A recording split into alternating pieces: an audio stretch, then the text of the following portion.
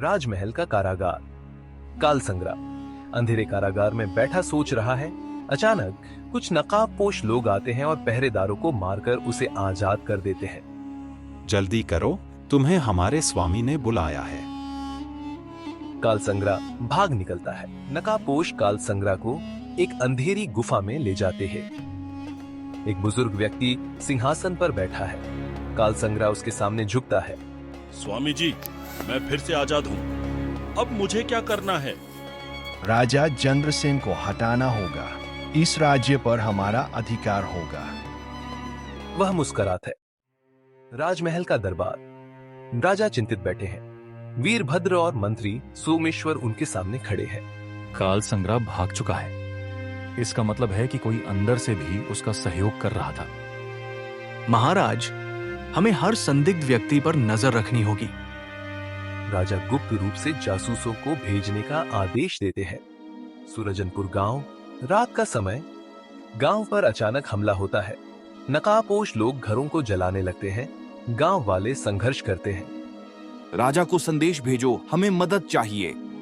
हम हार नहीं मानेंगे, गांव की रक्षा करेंगे। गांव के लोग डटकर मुकाबला करते हैं। गुप्त ठिकाना। काल संग्रा सोच में डूबा हुआ है। क्या मैं फिर से वही गलती कर रहा हूँ? राजा ने मुझसे पूछा था कि मैं अपनी बुद्धि अच्छे कामों में क्यों नहीं लगाता। वह निर्णय लेता है कि अब उसे बदलना होगा।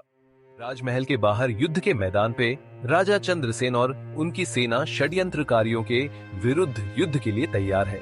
अचानक काल संग्रा उनके पास आता है। आज मैंने गलती की, मैं आपकी सहायता करना चाहता हूँ। राजा कुछ सोचते हैं और फिर सिर हिलाते हैं। भयंकर युद्ध छिड़ता है। वीरभद्र दुश्मनों से लोहा लेते हैं और काल संग्रा भी लड़ता है। अंत में रहस्यमयी बुजुर्ग को पकड़ लिया जाता है। दरबार। राजा चंद्रसेन सभी को एकत्र करते हैं। सत्य की राह कठिन होती है, लेकिन अंत में सत्य की आग कभी बुझती नहीं। काल संग्रा को माफी दी जाती है और उसे राज्य की रक्षा में सेवा करने का अवसर मिलता है। राज्य में शांति लौट आती है। गांव वालों को उनकी बहादुरी के लिए सम्मानित किया जाता है।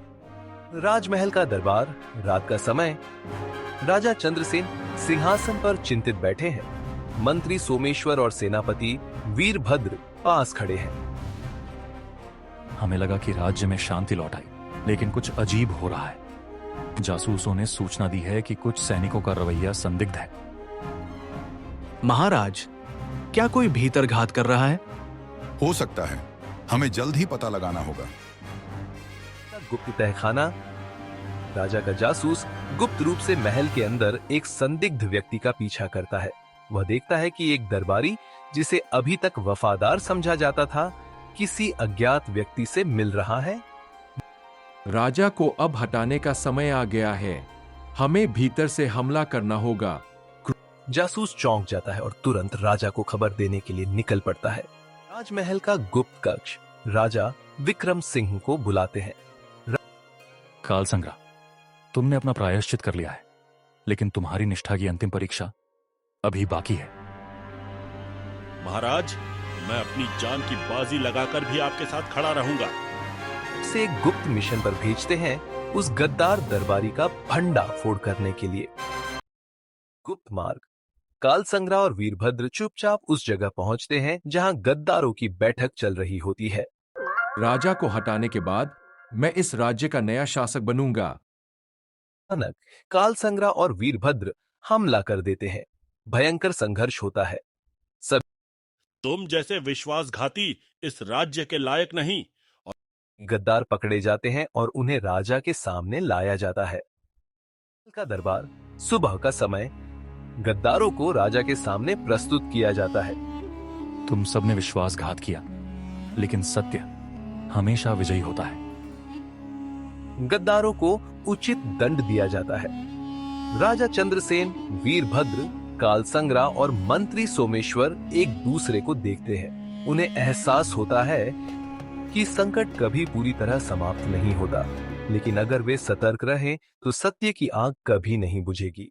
की छत। सूर्यास्त का समय। राजा चंद्रसेन खड़े हैं। दूर क्षितिज की ओर देखते हुए कालसंग्रा और वीरभद्र उनके पास खड़े हैं।